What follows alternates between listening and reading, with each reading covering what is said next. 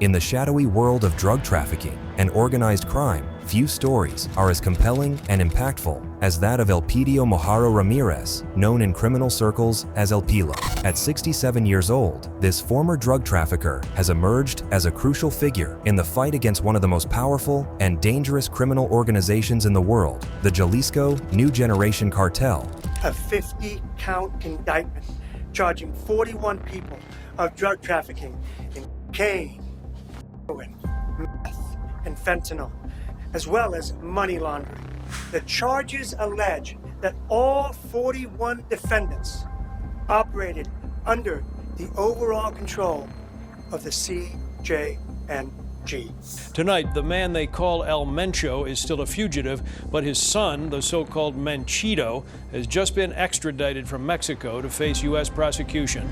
El Pilo's collaboration with the DEA could be the linchpin in dismantling this notorious cartel and bringing its leaders to justice. His story is not just one of crime and redemption, but a testament to the complex and often dangerous process of fighting organized crime from within.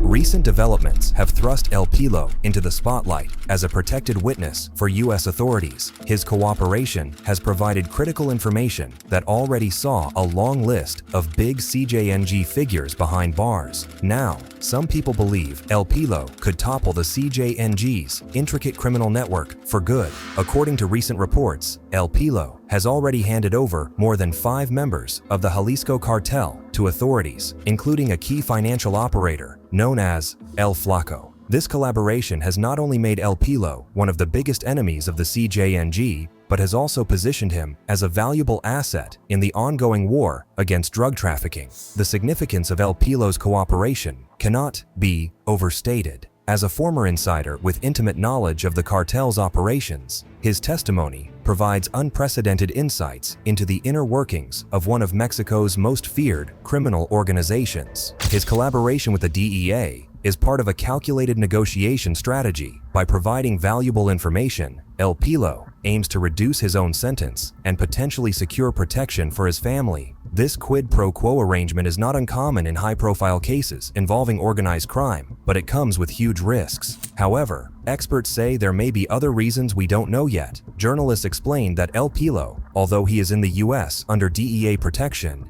is not all-powerful. He knows he may already have a price on his head, and if he touches Mexican streets, he might lose his life within minutes. So he needs to act fast against El Mencho, off him, before he can off him and his family. In simpler terms, El Pilo's collaboration extends beyond merely providing information. He has actively participated in court proceedings, testifying against high-ranking members of the CJNG.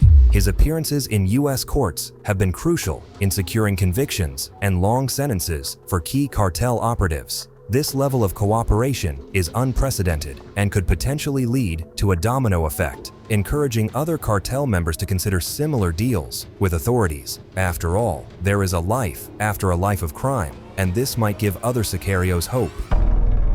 El Pilo's criminal career spans decades, beginning in the turbulent 1980s when he first entered the narco world. His initial focus was on trafficking drugs to the United States, a lucrative route that would later become a cornerstone of the CJNG's operations. In 1987, El Pilo's criminal activities caught up with him when he was captured and sentenced to 8 years for drug trafficking. However, his time behind bars was short-lived. After serving only 4 years, El Pilo managed to escape from prison and return to Mexico, a feat that speaks to his resourcefulness and the often porous nature of the criminal justice system in dealing with powerful drug traffickers. Back in Mexico, El Pilo wasted no time in rebuilding and expanding his criminal empire. He began forming strategic alliances with Colombian drug traffickers, positioning himself as a key intermediary in the international drug trade. These connections allowed him to receive large, white powder shipments from South America, which he then distributed across an extensive network spanning Central America, the United States, and even reaching into Europe.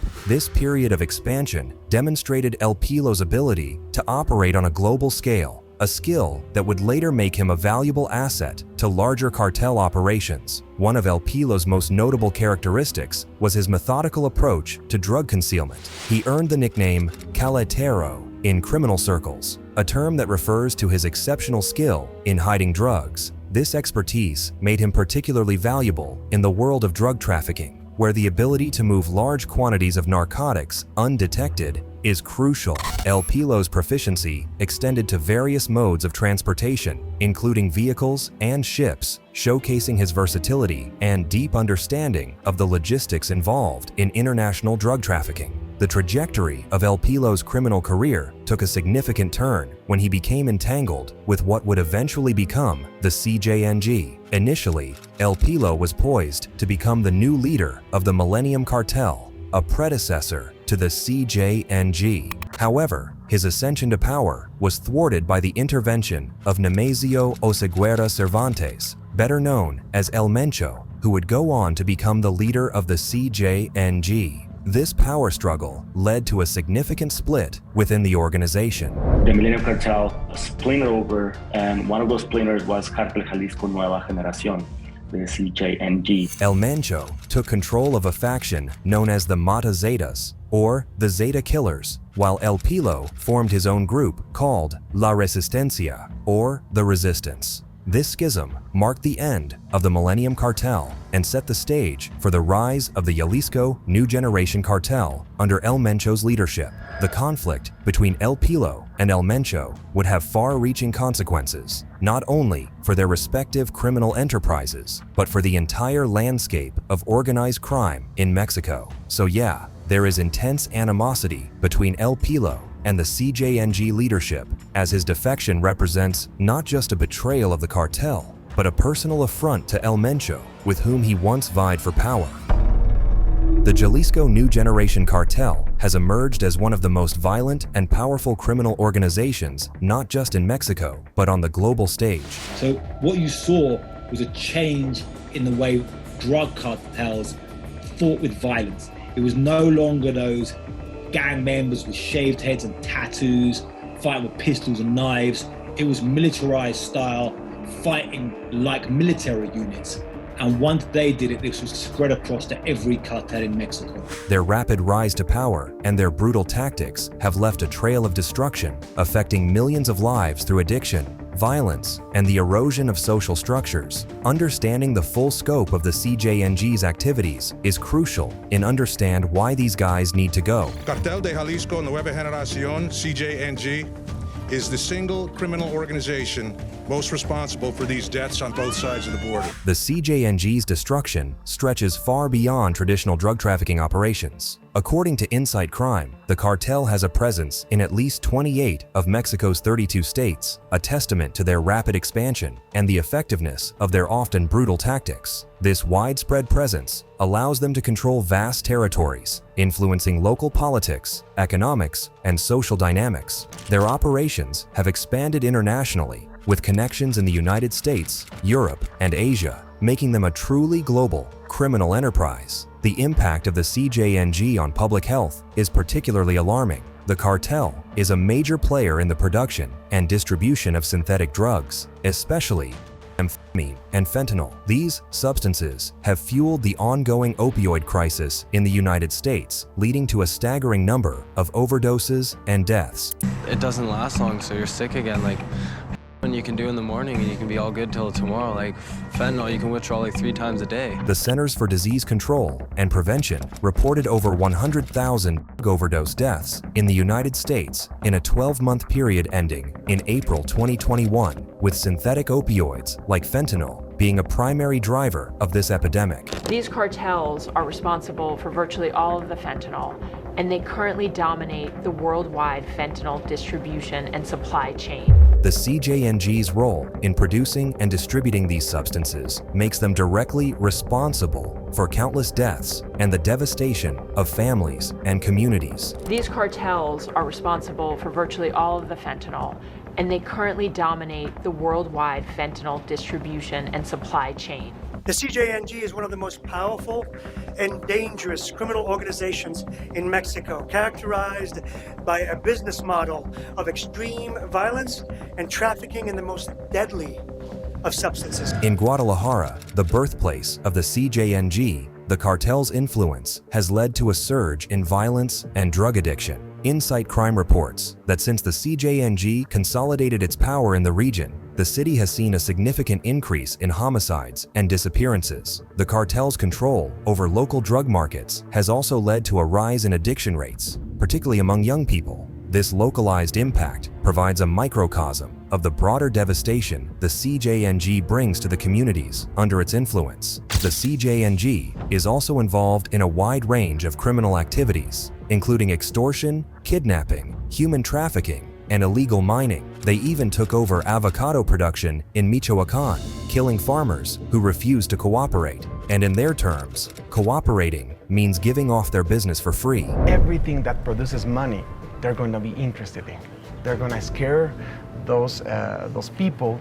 They're going to take the lands, their houses, everything they own.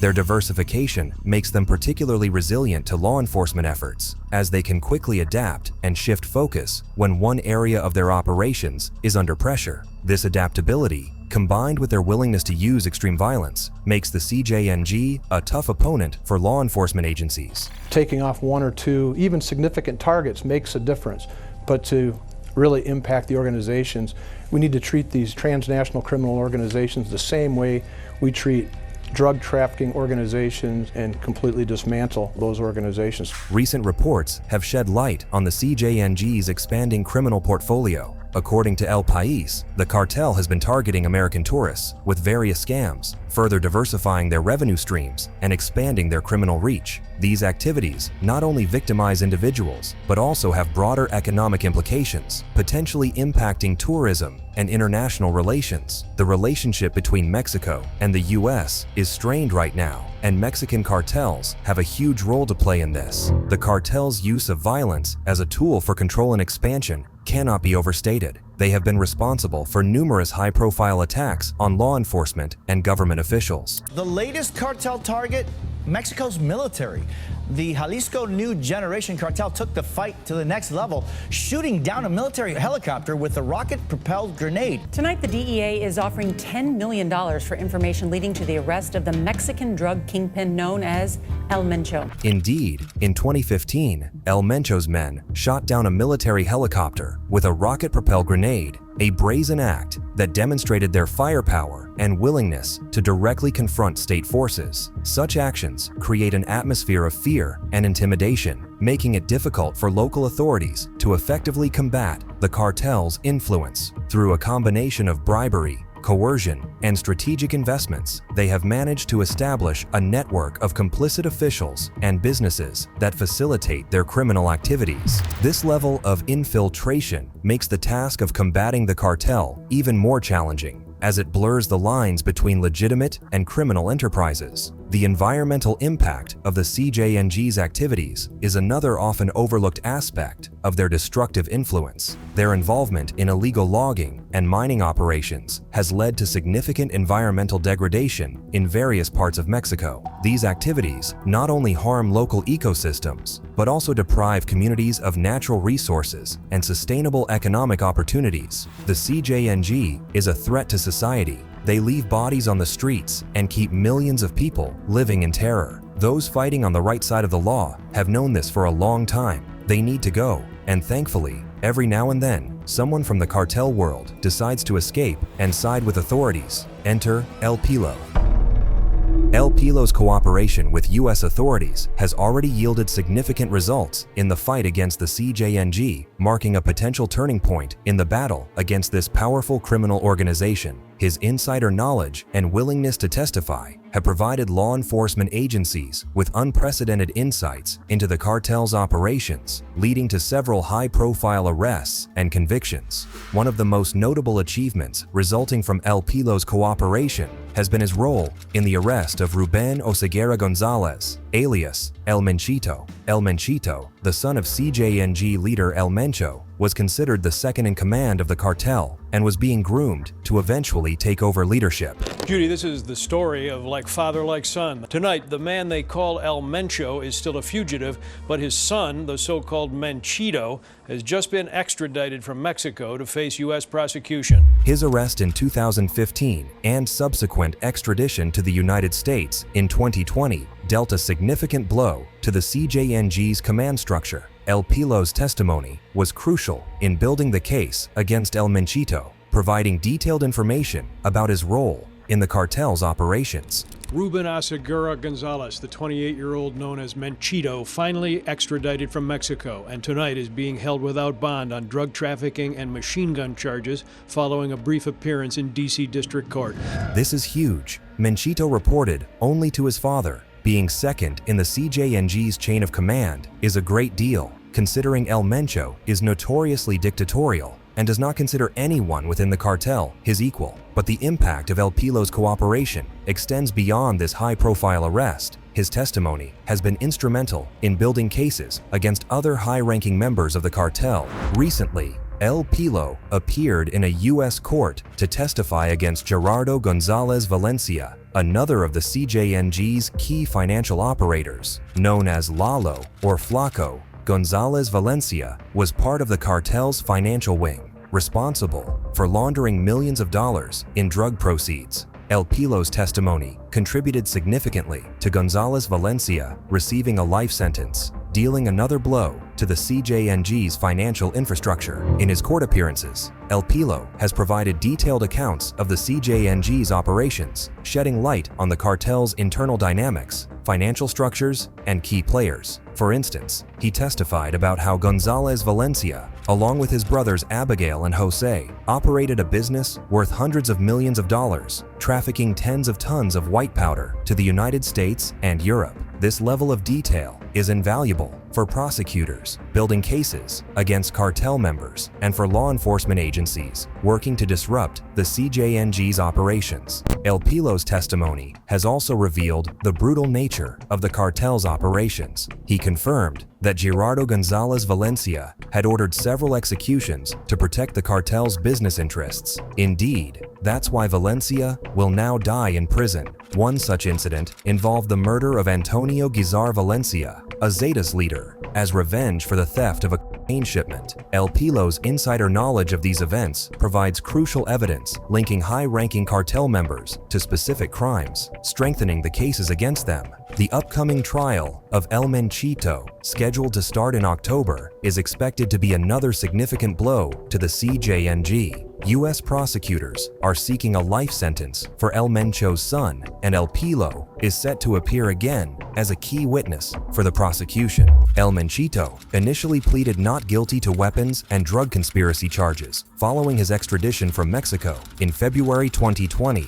El Menchito was anticipated to be the first high-profile CJNG figure to take his case to trial. Mexican officials have said he was considered the second in command of the criminal group led by his father. But in late March, with his trial date fast approaching, court records show El Menchito notified prosecutors that he intended to change his plea to guilty. Such a move typically happens when a deal has been struck, which can involve the defendant cooperating or providing useful information in exchange for drop charges or a reduced sentence. Menchito juggled between plea deals and pleading not guilty for the last 4 years now. According to the latest news, he has switched back to not guilty, and his trial will start in October. The heir to a Mexican cartel empire, largely built on saturating the U.S. with fentanyl and other drugs, was expected to spill cartel secrets this month to prosecutors in Washington, D.C. Instead, Ruben Oseguera Gonzalez backed out of his plea deal the day before his scheduled hearing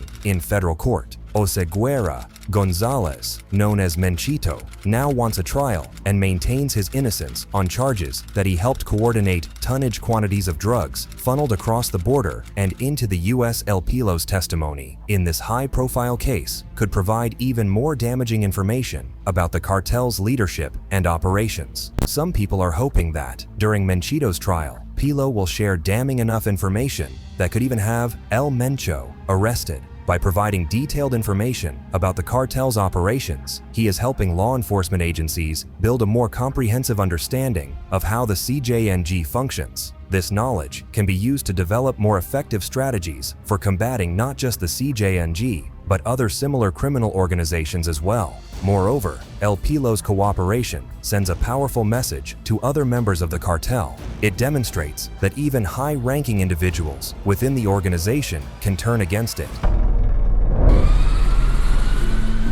Do you worry that you might not make it home?